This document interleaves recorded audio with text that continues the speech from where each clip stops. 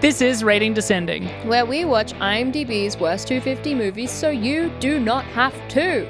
I'm Michelle St. Clair. I'm Abigail Ward. And this week we watched Wounds. Disturbing and mysterious things begin to happen to a bartender in New Orleans after he picks up a phone left behind at his bar. Let's watch. Let's not.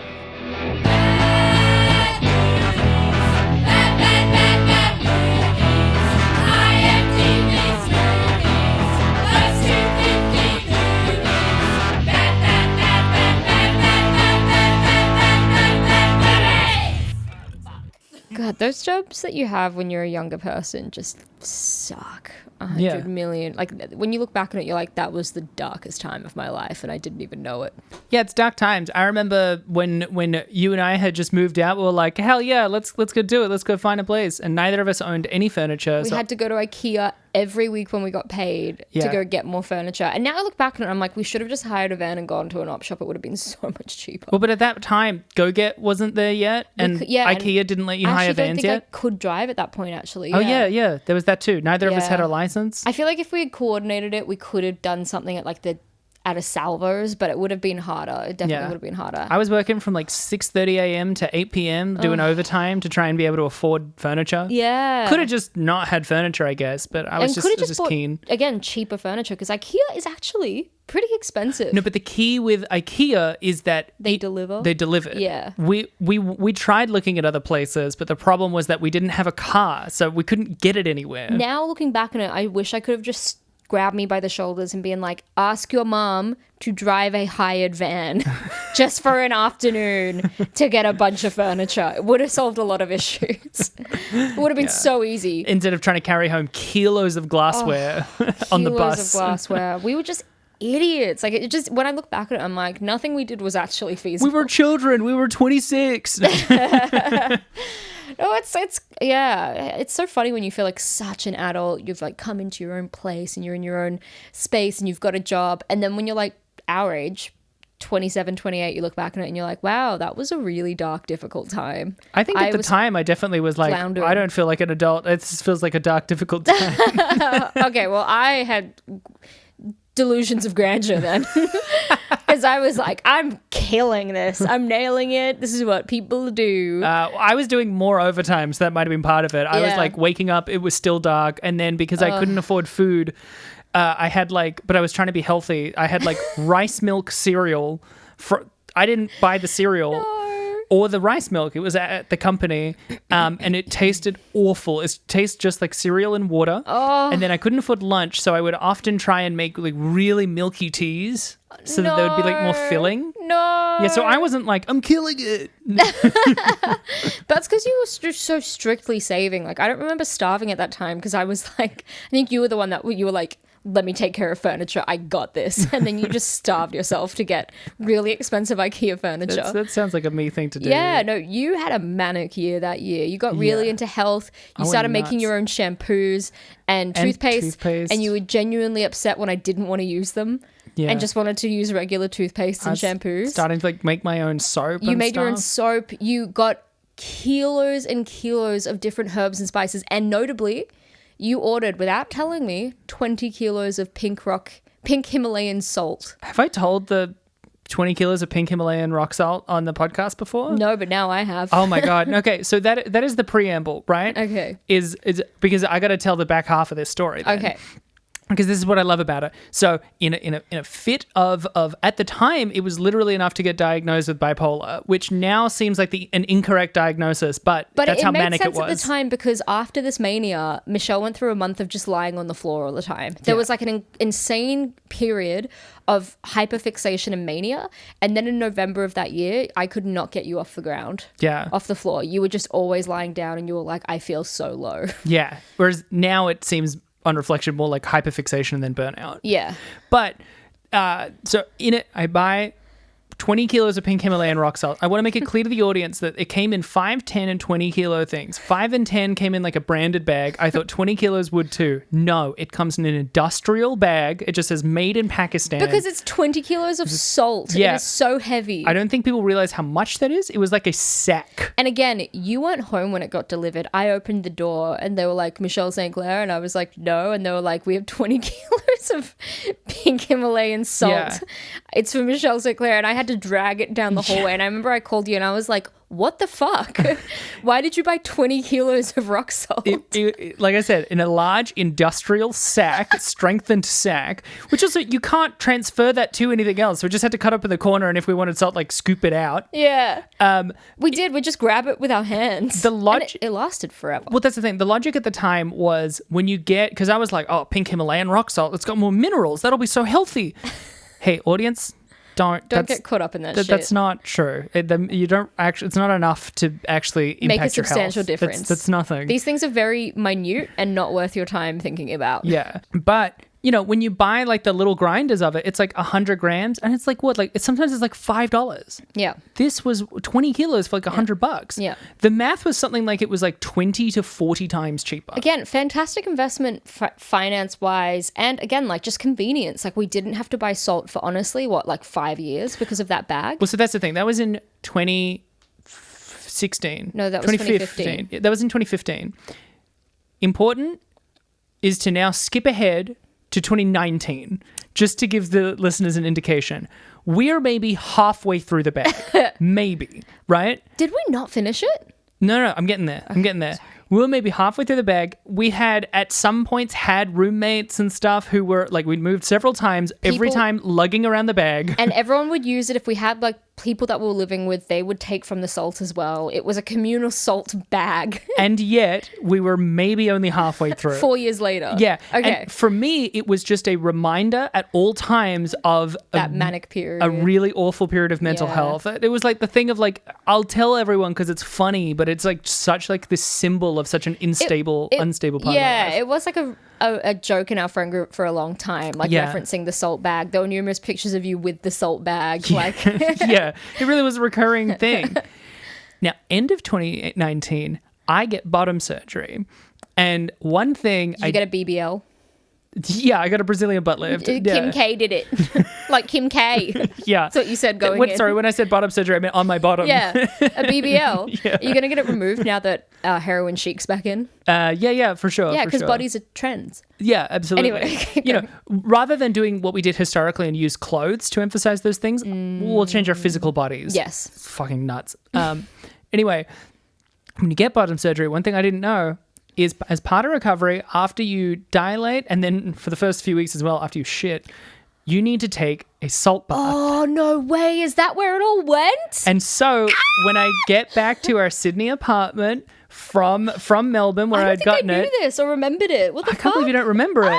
When I got back, it meant that twice a day I had to have an entire like glass, like a whole cup of salt. Actually, no, I remember this because after your surgery, I remember watching you take a salt bath when you were still at the Airbnb recovering. Yeah. And you were like, I have to get so much salt for these baths. And I remember we said to each other, well, lucky we've got like 10 kilos of it at home. We were like, we don't need to go get salt. And so I could like scoop it up, pour it in, and then, dissolve it and have these salt baths. And no joke, the bag finished on the last bath I needed to have. Oh my God. And I was like, actually lovely. This full circle moment of the symbol, the physical symbol of my unstable mental health coming back at the thing. Like, this is the end of this process that is helping me. That's actually beautiful. And to be fair, I know it was a physical symbol of a time of ill mental health, but it was actually still, despite it being ridiculous on paper, no one ever said really like, you don't need that. What a stupid investment. Yeah. Everyone used the salt. We used it for our meals. It got you through your fucking bottom surgery. Yeah. It did the job. It did. At no point did anyone resent the salt bag. Most people were just grateful for it to be there. Yeah. It was great. Good investment. I miss you, salt bag. $100 well spent. Yeah. Wow. It was really like 2015 iconic. you was looking out for 2019 you. Wow, it's beautiful. It actually is weirdly touching. But hey, speaking of beautiful full circle stories. This week we watched Wounds. Okay, that's never mind. Yeah, scratch that. It's been not that long, I guess. We had The Apparition. But we've had a really good hot streak for a while, haven't we? We have. We've had good movie after good movie for a couple of weeks. We've been spoiled by a lot of movies recently. Yeah. And then along came Wounds. Put a stop to that. I just look, this is I was trying to explain this to someone the other day. I think it might have even been as in some of the talking with now a friend of the podcast and guest Julian Leger. Where I was talking about like, look, it's not just that these post 2010s horror movies, whether they're found footage or not, it's not just that they're boring and they suck. It's like watching one, you would go like, huh, that sucks. It's when you have to watch like 15 of them. Yeah. That's when it really starts to get to you. You watch one and it's novel. It is. You're like, what am I doing? This is crazy. I still remember the first 5 films that we watched and it still felt novel. Yeah. You get 15 movies in and you're like, I'm ready to stop. I'm well past wanting to stop. Yeah. At least The Apparition, they were looking at mold and that was silly.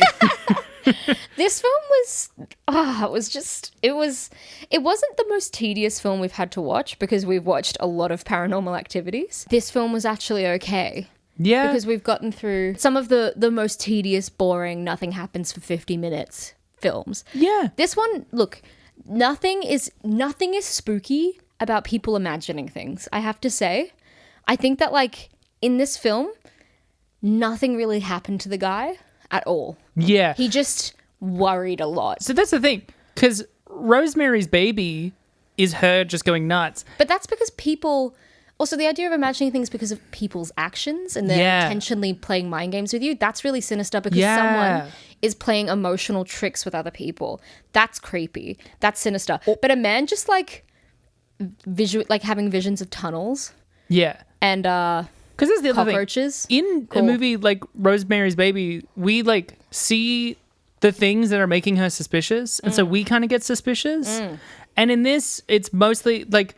It's really hard to, like, it's hard reading. The fact that we can understand emotionally characters through film language is already kind of like wild, right? And then you're kind of playing with that in a way that doesn't always work when you're just trying to go like, they're being vaguely influenced by a malevolent entity to be angry. And you're like, are they angry for a reason or because of this thing? What's going on? Yeah. It's really, it's just nonsense. He spends most of the film getting worried, being spooked out. Like, it felt like the whole film was like a guy accidentally watched a snuff video online and is traumatized by it. Yeah. Because he literally just gets sent horrific images. He's profoundly disturbed, as you would be. Yeah. And he spends most of the movie being like, that was so fucked up. That was so fucked up. Which I get. I remember in like 2013 when like ISIS was becoming a big thing, I got sent some of the horrific videos. The beheading videos? That was, 2014. Big Still have that in my head sometimes. Yeah. Look, I'm not going to lie. I'm a curious person. Sometimes I watch content that is like true crime related, that is really gory, that I shouldn't watch. Yeah. Or shouldn't look at. Like, I've seen a lot of crime scene photos, and I even last night, I really fell down a rabbit hole when I was looking up space missions. And there's the classic Apollo 1 space mission where during a test, the cockpit caught on fire. And there's just audio of like, you can hear it happening and like the people yelling out for help. And I'm fucked up, so I listened to it. Jesus. Right before bed. And Claude was like, what are you listening to? And I was like, don't listen to it. And I was like, had it up to my ear. And he was like, what was that? And I was like, I wish I didn't do that. That was a terrible idea. He was like, what was it? And I was like, I don't want to talk about it. And it was horrible. I was like, why did I listen to a man burning alive? Yeah, that is horrible. Yeah, I just couldn't help myself. I should have a horror film. The curiosity is hard. And also, like, I get intrusive thoughts a lot as well. Like, it's, which they want to play with in this, but I don't know. He just seems very unaffected by it, which I think a big thing. Well, I'll get into the key details so that we could just start Let's elaborate. Going through it and elaborate and then, I don't know, talk about whatever instead. So this was released in 2019. The director was a guy called Babak Anvari. My apologies if I mispronounced that. He made a movie. His movie before this was called Under the Shadow. Okay. That has 99% on Rotten Tomatoes. Wow. Yeah, he's what the fuck? Iranian and British. Okay. So apparently did good stuff. And then this and his follow-up that I can't remember the name of and I forgot to write it down. Terrible though. I will say, not all of the film, but at the beginning of the film, I remember thinking like, I feel like this is made by someone that knows how to build tension. I just don't think that there's going to be anything to build to. Yeah. Like, it's like, I don't think there's going to be much of a payoff for this film. Obviously, it's on this list for a reason. But I could tell just by that way the first scene, like that first scene at the bar was shot. I was really kind of like, trying to do a whole thing. It is. It doesn't work, but... It doesn't work, but I can tell, I'm like, oh, this person knows what techniques to use to try and make you feel on edge. Yeah. But I'm not on edge because nothing's happening. Yeah. It's starring Armie Hammer, as we joked at the end of last week, Dakota Johnson, which also makes this her 4th appearance because of the 350 Shades. She's an all-star. She is an all-star. She's now, out in front with people like Bruce Willis and Stallone. Holy shit. She is fucking on par with Sylvester Stallone. Yeah.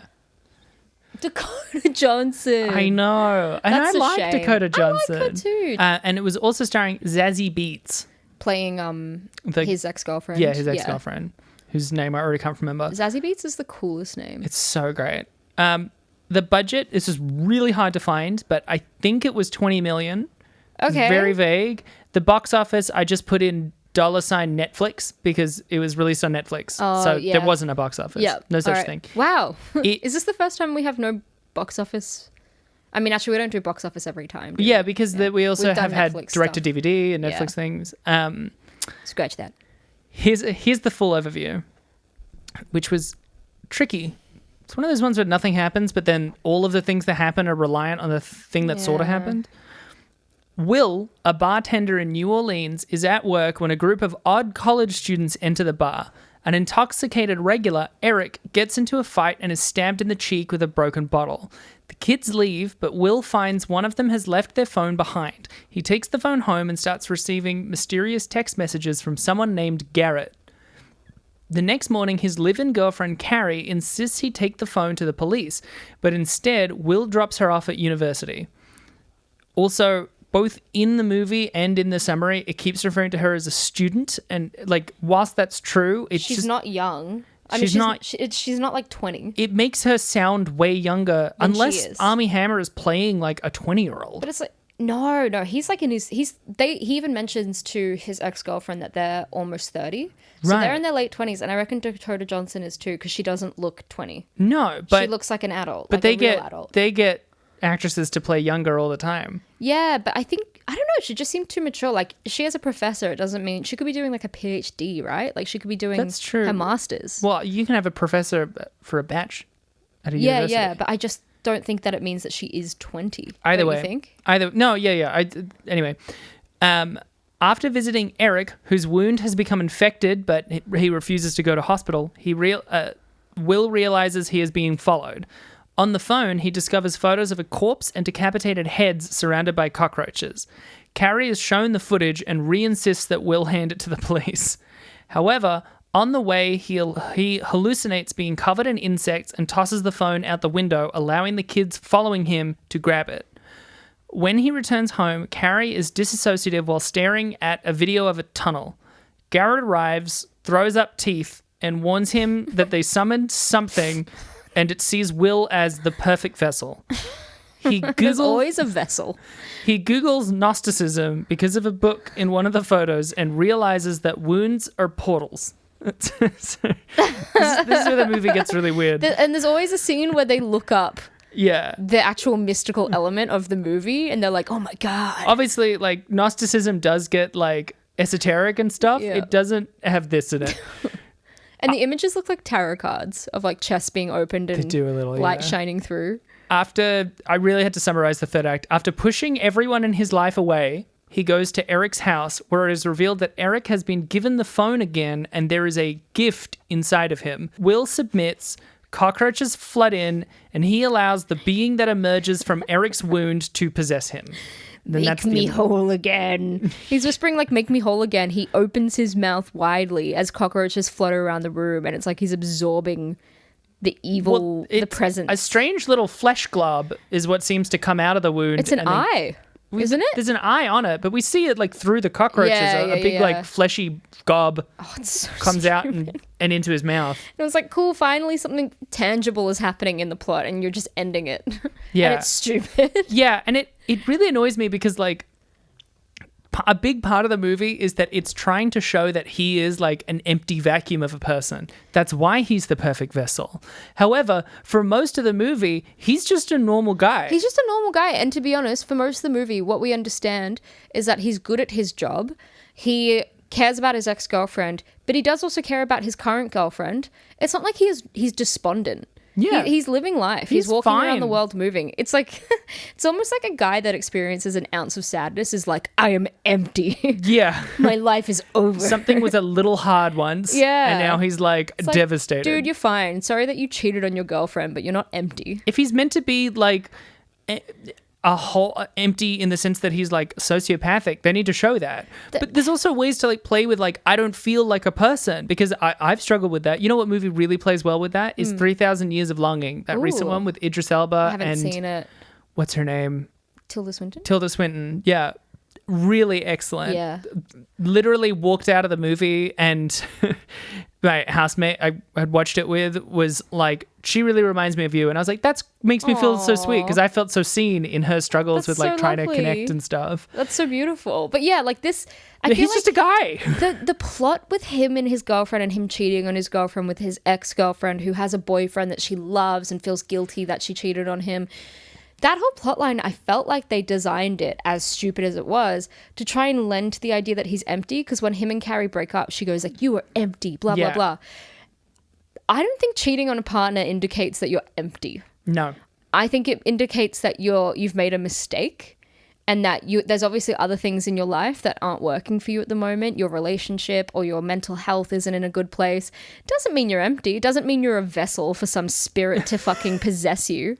I'm sorry, it didn't work. I mean, all of the arguments in this movie are so weird. When they argue at the beginning, like, everyone is so cagey about what they're looking at on computers and phones. Yeah. That's the thing that plays hard about, like, how much is in their head or whatever, is, like, he's looking at, like, a bunch of broken teeth and a dead body on the phone. And she's like, what are you looking at? And he's like, nothing. I do think they were trying to indicate that the two of them as a couple had trust issues, because they allude to that at one point where she goes, but a lot of straight couples have weird fucking issues like that. Yeah, but she's like a girl at the bar doing blah blah blah, like so and so, and they implied that in the past he's been unfaithful or that he has flirted with other women. Sure. And that's why she doesn't.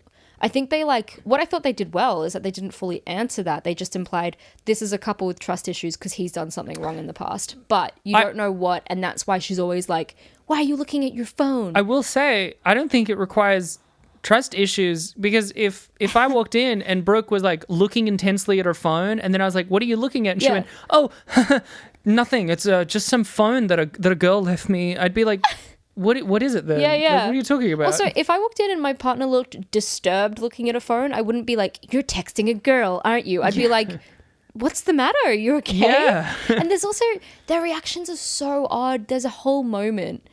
Oh, she wants a cuddle. There's a whole moment where it's when they call the number and it starts shrieking through the phone, and he really keeps the phone glued to his ear, and then he kind of goes like, he's kind of got to like pull it away. Yeah. And I was like, dude, if you hear a loud noise on the phone, you just pull it away instantly. I think it's like sucking him or something. And like, I don't like think he's shaky. trying to keep it near. I think he's struggling.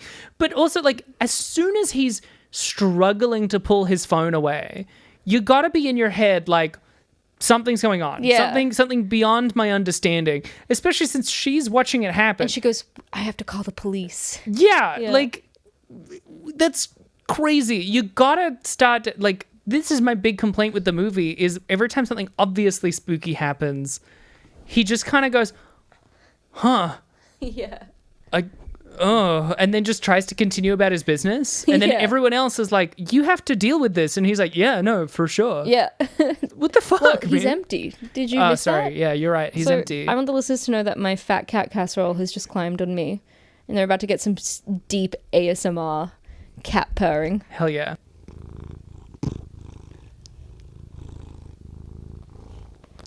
Oh, she's so good. This is like a mid-break comfort. Oh.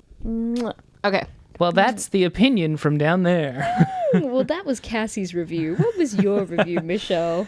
I do think there's so many like weird bits of this movie. Sorry. What? I'm just rereading through my notes because we've been talking about like, oh yeah, this movie sucks in general. Some of the thematic things don't work very well. But there's so many like individual weird moments, especially like in the back half of the movie.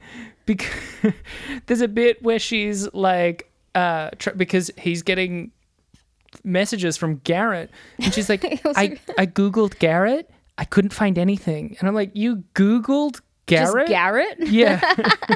Yeah, you're not gonna. And she weirdly plugs NOLA.com, which as far as I could find is the New Orleans website. Oh. No Garrett's listed on there. But then he visits her computer and finds that she did find something. Yeah, maybe. He finds that she looked up Garrett and found links to all of the... yeah, that's right. Yeah. The narcissism and stuff. But that's how she found the video of the tunnel where he stumbles upon her. She's staring at the tunnel and he goes, oh my God, I can't get her to come out of it. And then I just put in my notes like, close the laptop, man. Yeah. He doesn't do it. He just leaves her there for a bit. Yeah, that's right. And she's like graying. She's like turning gray and ill in front of the laptop. Yeah. It's just... But then he gives her a bath, and then the bath turns black, but she's okay. It's like black and also bloody. Like it looks like blood seeping out. It turns black. She disappears, and then she like goes and lurches up, and she's covered in kind of red liquid. But after that point, she's perfectly fine. She's fine. Which implies to me that if he took one bath, he would be okay and would have been able to get out of cured. it. Neither he nor Eric nor these college kids ever took a bath. Oh my God. He didn't do anything special in the bath. Oh, just have a shower, man. Nonsense. Also, I have to say, sorry, a bunch of cockroaches doesn't scare me that much. Like, I wouldn't like it myself, but I'm not like, ooh, spooky, because there's like a few cockroaches flying around in his house. At one point, he opens a cupboard and this cockroach like flies out, and you're meant to be like, and I'm like, dude, that happens like every summer in Australia. Yeah. There'll be a cockroach flying at you. It just doesn't. I was this reading is not appropriate. Essay written about Dario Argento's movie Phenomena about like, hey, he's a master of horror. However, the stance was like Phenomena is one of his weaker because it relies on like gross out. Yeah. And that's probably like one of the lesser ways to create spooky horror tension. What this whole film was. It was gross out. It was like, oh, you've got a wound, you've got a cut, your cheek is open, there's a cockroach. And I'm like, none of the, like, if I saw this stuff in real life, like when he looks at his arm wound in the shower. You mean where he moves his hand over it and you can see the fucking power window turning his hand all red and saturated? Yeah. Stupid. And like at one point he scrubs it and a bit of blood starts coming out of it. And I'm like, that would freak me out in the shower, but it doesn't freak me out enough to make me scared in this moment. Like, it as you say, it's a gross out and it just does not do the job. I mean, I gotta stop watching these movies while I'm either dilating or eating because there's just Which one was it this time? Both. Oh, multitasking queen. You don't want to watch that many cockroaches while you have your genitals exposed to the world. I remember one time, this is a horrible story. It still makes me squirm. Don't get me wrong, I don't like insects on me, but it's not powerful enough for me to get scared by them in a film. Like if they're not on me, I don't give a fuck. I can look at images of them all day on someone else. One time I went to work in 2017 when I was working in a JB Hi-Fi store in Sydney, and halfway through my shift I noticed that I was wearing these Doc Marten boots and I felt like I had like a big lump in the side of it and I didn't know why. And then the lump started like moving to the bottom of my foot under my sole, and I realized it was too big to be something normal. And I remember thinking like, please don't be a cockroach, please don't be a cockroach. And I took off my shoe and there'd been a cockroach in my boot, like scuttling around my foot the whole time. And I finally squashed it and I ended up just like, couldn't help myself. I screamed in front of everyone at work. Yeah, I think you get off for that one. Yeah, thank you. That was gross. And one time I could feel something in bed with me all night when I was in and out of sleep. And in the morning I woke up and there was a huge grasshopper in bed with me. Yeah. And that was gross.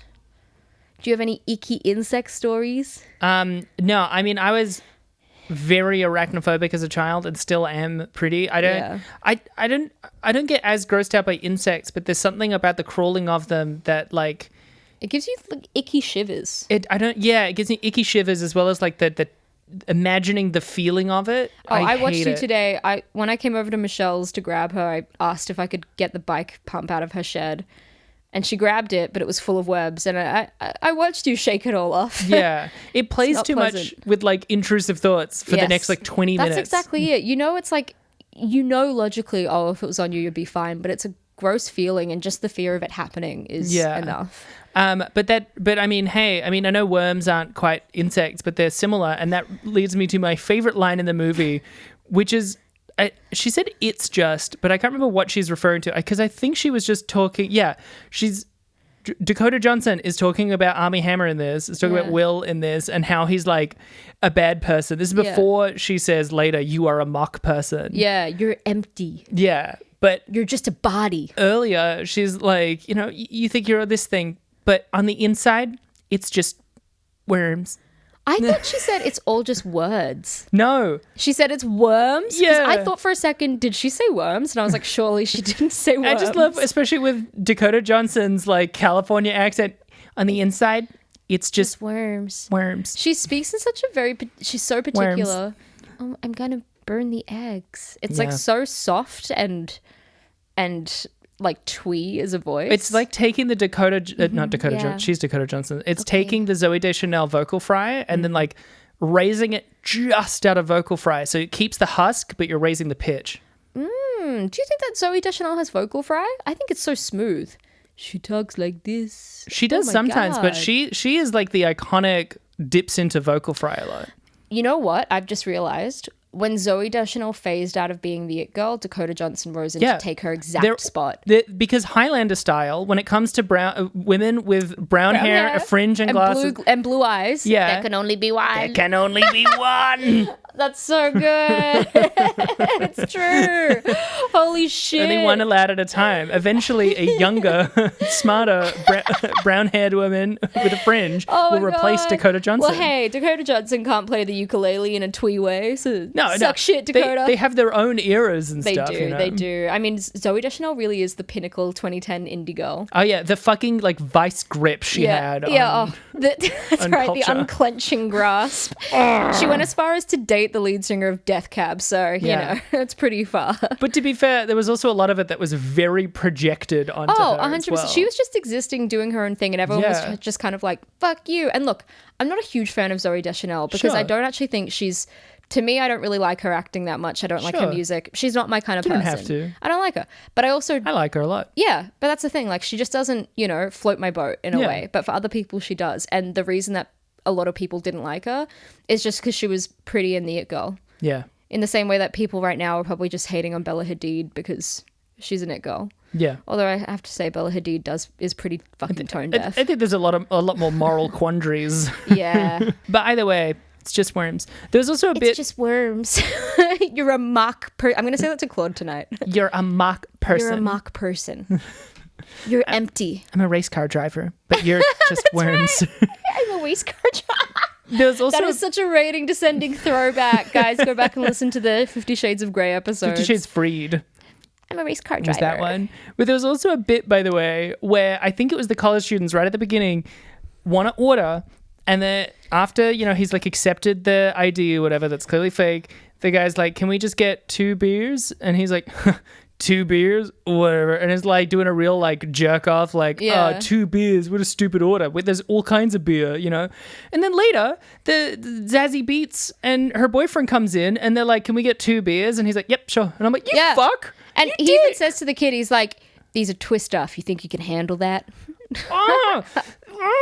People like that, which is a real kind of person, make me so anxious going outside. I'm like, the same behavior. You're punishing and rewarding. How is he meant to know? Also, Armie Hammer probably just brings in his own smug arrogance to the role, I bet the character was meant to be a little less smug than he was, but he just couldn't help himself. He's the grandson of like a fucking oil tycoon, so an oil magnate. So he's probably a piece of shit. I feel like he's so rich that he had the time growing up to develop a cannibal fetish. Most people just had day jobs.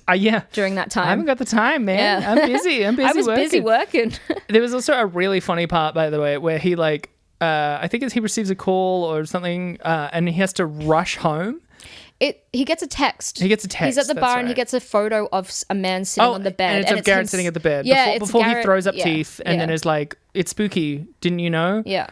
Yeah. and he needs to rush home. The bar, by the way, is like not very wide.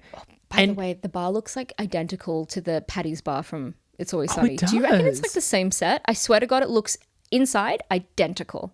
Doors are in the same place. Maybe. Chairs and tables in the same place. It's just that it's a slightly different color, but I'm like, that is the Patty's pub bar. The door seems to be oriented in a different way. But Where? How? Maybe. Well, like, he seems to run away from the bar, whereas in Patty's pub, the bar's on the side. Yeah, the bar's on the side. We can talk about this later. But we can compare photos, but I swear to God, I was like, did they just use the Patty's pub set? They might have. Maybe. But yeah, it's not very long, and you literally just enter in from the side, not a back room. It's not even like one with like a flip down thing. It's just open at all times. And he was like, oh my God. And instead decides to like scramble over the bar top. And it takes him a weirdly, awkwardly long time to sort of shift over. And it's like, it's not just go faster. Go around. He saves making no a time. spectacle. This is before he returns, and his boss, Rosie, I think, is like, after he's been really shitty and awful the whole scene, she's like, do I need to worry about you? And my guy looks like the sweatiest man alive with the baggiest eyes I've ever seen. And she's like, do I need to worry about you? He looks like he needs to go to a hospital. And he's yelling at everybody with no provocation. Yeah. Army Hammer to me reeks of bad vibes. Oh, yeah. 100%. Which I guess is an interesting thing to play with, because it could be why he's the perfect vessel, is he's a bad guy. Yeah. He's just a regular guy. Also, when the movie starts, it's this like long scene of him at the bar. He works at Rosie's bar, and his ex is there with her new boyfriend, and Eric comes in, the guy that gets stabbed in the face, which by the way has no real link to the story. He just gets stabbed in the face. Like he's wounded at the beginning of the film. That's what causes the entity to have a portal. Is his wound on his face? That's what we learned when he Googles Gnosticism. Okay. Is that wounds are a portal to higher beings. And that's also why all the cockroaches are there. Yeah, but it doesn't explain why the college kids happen to be there before he even gets stabbed. I think they just happen to be there. Maybe them being there makes them angry, and that's why there's a stabbing. Oh my God. Anyway, that Eric character is so violently aggressive in that first scene, and he hates like the main character's ex's new boyfriend. He gets into a bit of a scuffle with him. He has a Confederate flag up on his house. What I was going to say is that Will finds out he's a fucking Confederate to top it all off. Yeah. And then by the end of the film, when Will is falling off the bandwagon, essentially, because he's cheated on his girlfriend and they've broken up and his ex won't get with him, and it's like his last straw. His last straw is literally his ex being like, I don't want to date you. And he's like, fuck, my life is ruined. And he like walks out on his job. There's this bit where he like gets into an altercation with a guy at the bar and he almost beats him up. And it almost was like this parallel to like what Eric did at the beginning. And I was like, I feel like they're trying to do something like a thinly veiled parallel here, but it's still just not working at all. It was just it was a slow, boring fuck around film. It was. I'm still annoyed that people watch this shit and that Netflix pays for it. Yeah. They also call each other pussies a lot in this movie. Yeah. But I have one last thing I wanted to mention, which is there's a bit around the middle where we just see him playing a video game, which every time we see someone playing a video game, what I hate is how much it smacks of product placement. It is. People just play games. It doesn't have to be a whole thing. Yeah. It can just be a regular activity. And also he plays like for 2 minutes, fails and just gives up. Yeah. And turns it off. Also, what I noticed is I recognized it. I'm pretty sure he's playing the game Bulletstorm. Okay. Which came out in 2011. It got a remaster in 2017, which means minimum it's still 2 years out of date. Yeah. Like, people play old games and stuff. It's just a weird game for them to like promote. There's even like a bit where it's on screen, like full screen for like 30 seconds. So strange. So weird. Yeah. But hey, do you want to hear some trivia? I really do. So, like many of these fucking horror movies, there's not many bits of trivia because who cares? Mm-hmm. The shirt Will wears, Morgus the Magnificent, is a fictional horror host of a late-night horror show called House of Shock that originated in New Orleans where the movie is set. I think that's cool. Yeah. Yeah, that's neat. This is another one. Armie Hammer and Dakota Johnson were both in The Social Network, though they didn't share any scenes. Cool. Yeah, is Dakota Johnson... No, she's not the girl in the first scene, is she? That's Mara Rooney. It's Mara Rooney. She's in the first scene we see Justin Timberlake. Oh, the girl that wakes up in his bed, but she's blonde, and so you barely recognize her. There's a snake in here. She's oh my God. Her hair looks blonde in that scene, so it's like so weird. That's what I was saying. Like, you don't recognize her because she's fucking blonde. Yeah. I think because she's naturally blonde. She's not a brunette. Is she? Yeah, her natural hair color is blonde, as is Zooey Deschanel's, by the way. I don't think that one's true. Zooey Deschanel is a blonde. Have you seen Elf? I mean, yeah, but... That's her natural hair color. But, I mean, we've also seen her younger, like, in movies like Almost Famous, where I think at that point she was underage, and, like Emily Deschanel has brown hair. I'm pretty sure we see Zooey Deschanel's... I've seen a picture of their parents, and they both have brown hair. I think she just had blonde hair for Elf and a couple other movies. Yeah, she has naturally blonde hair. Boom. Whoa. Yeah. So does Emma Stone, by the way. She's not naturally a redhead. That one I believe. Hair. And then Dakota Johnson. That's crazy. Natural hair color. I'm living a lie. I get compared so much to these two women. Her hair color is actually a dark blonde. I get compared to both of these women so much, and I'm the only one of them that has brown hair. Yeah. They just realized that like the darker hair does things for their color palette. I look at my hair and suddenly it's blonde. No! Michelle, your roots are really blonde. Oh, no! I am so blonde, people think I dye my hair. Wow. I remember when I was at uni, this lovely woman I went to uni with, Cass McGrath, she was like, I thought you paid hundreds of dollars for how blonde your hair is. It's a very nice blonde. It is. It's a good blonde. Yeah. It's not like too ashy and it's not too yellow. It's just gold. Here's the last piece of trivia, which is honorary. There was no goofs, so there's no weirdly written goofs. Yeah. But this is a weirdly written piece of trivia. Overall theme, when you stare into the abyss stares back. dot, dot, dot, dot. I don't think that's what the director wrote down. I think that's I don't think that's trivia. An IMD assumption. I don't think that's what trivia means. Yeah. That's your interpretation of it, bud. When you stare into the abyss stares back. It's bold to think that this film went as far to have a theme. Do you want to hear some reviews? Oh, yeah. Reviews! So...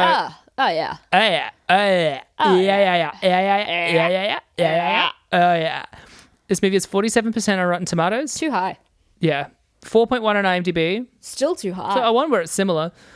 Joshua Alston of the AV Club said, it's a shame the audience has to wait the entire runtime to see what, in a better film, would have been an inciting event rather than a last-minute stinger. Yes! Yeah. Exactly. That's the problem with all of these films. Yeah. Right as things kick off, they end the film. Yeah. It's like, cool, that could have been in the first 10 minutes. Yeah, and then we got to deal with this. Yeah.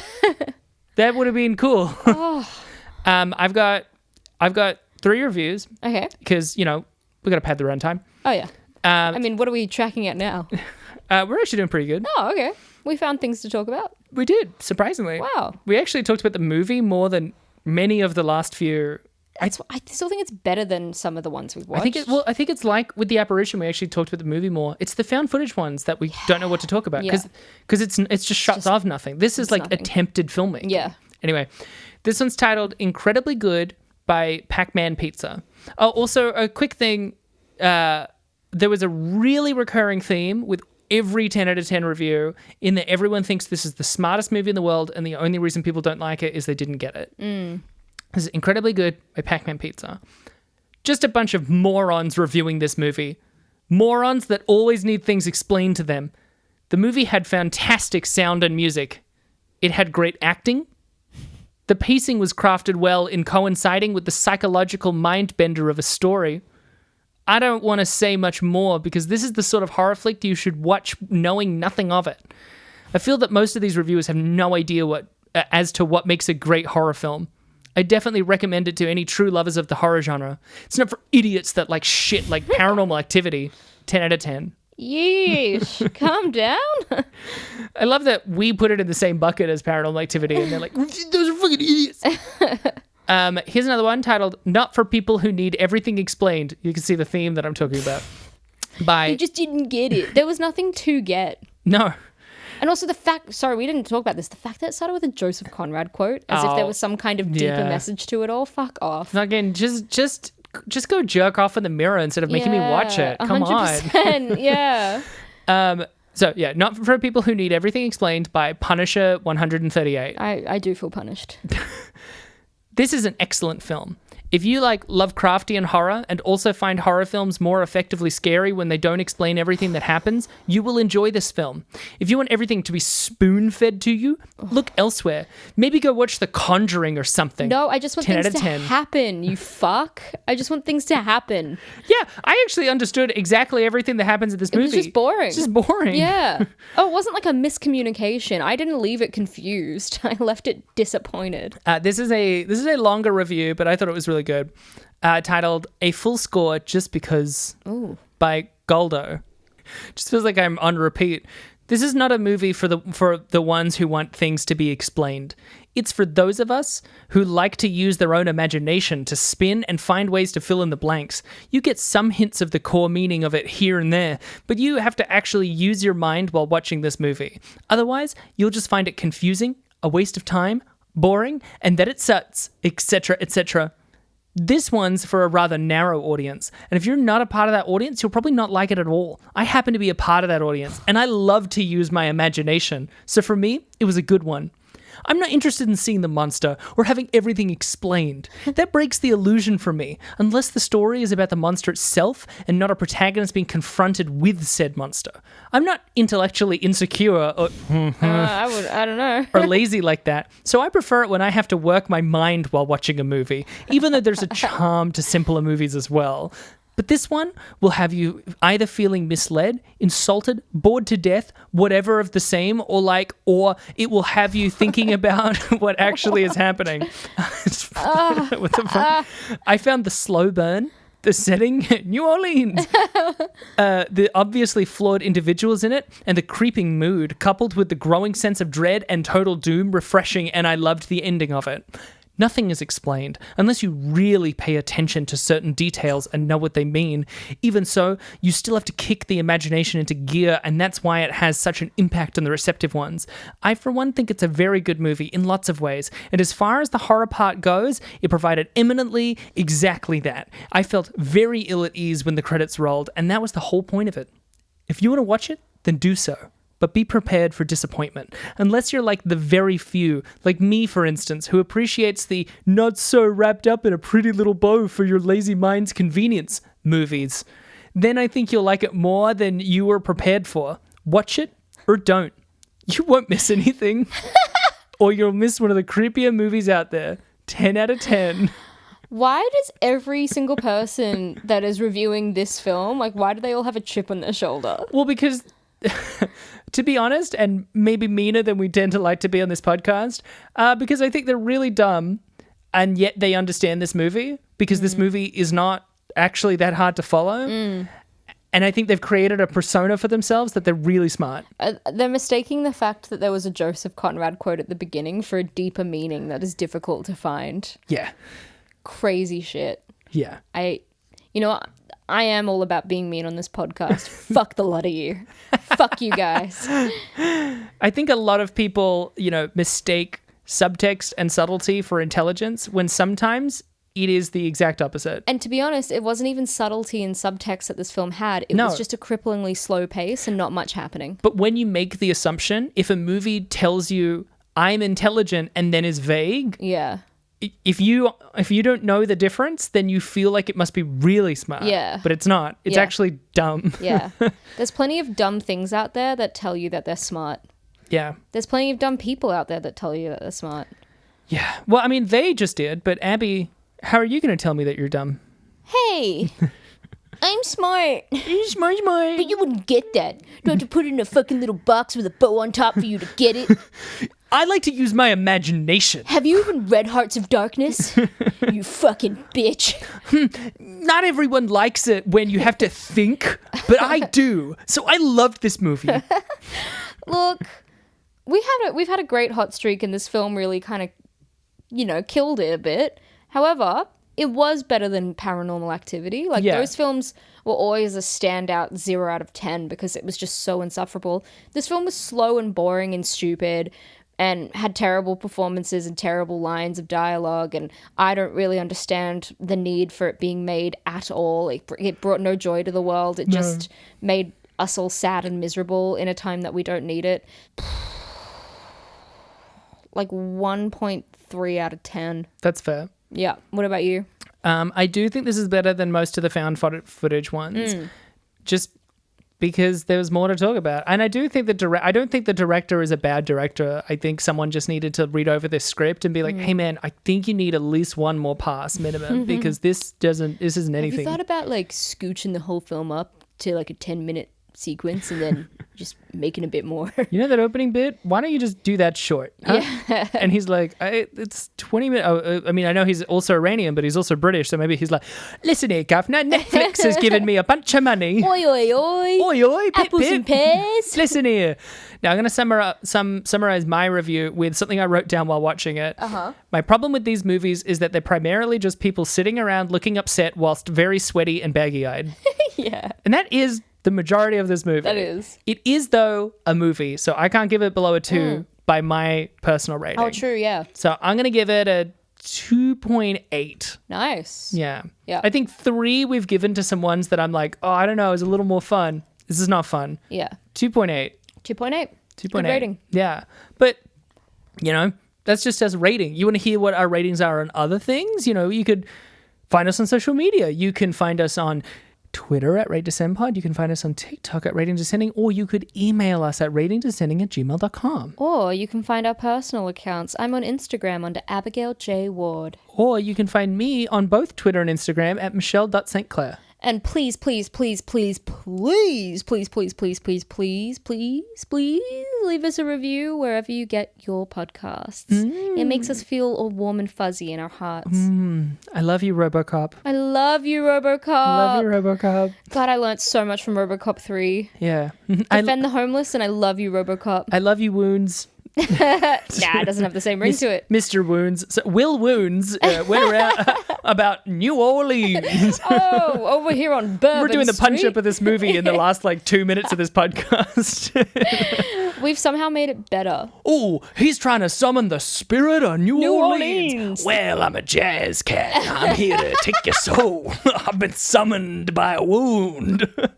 Oh, my. This has so much more flavor already. Would watch it immediately. Oh, my God. He's made of just worms. The jazz man of New still Orleans. Dakota Johnson. Yeah. He's just covered in worms. Oh, my God. He's It's good covered thing in worms. that I'm a race car driver. I'm a race car driver. But hey, that was the wounds we wished occurred. What are we watching next week? Michelle, next week we are watching Tube Light. As far as I know, I don't know what it is. yeah, I looked it up just so that when we said it, we wouldn't be like, what is that? It's a Hindi language war drama. Oh, God. Yeah, so it's not going to be a Thugs of Hindustan or Ra 1. It might still be great. Okay. Might be boring. Could very well be. Could very well be boring. But hey, Boring. that's neat. Well, yeah, all right. We're doing it again next week, aren't we? We'll see you then. Hell yeah. It'll be great. We'll be there. We're qualified to talk about these movies.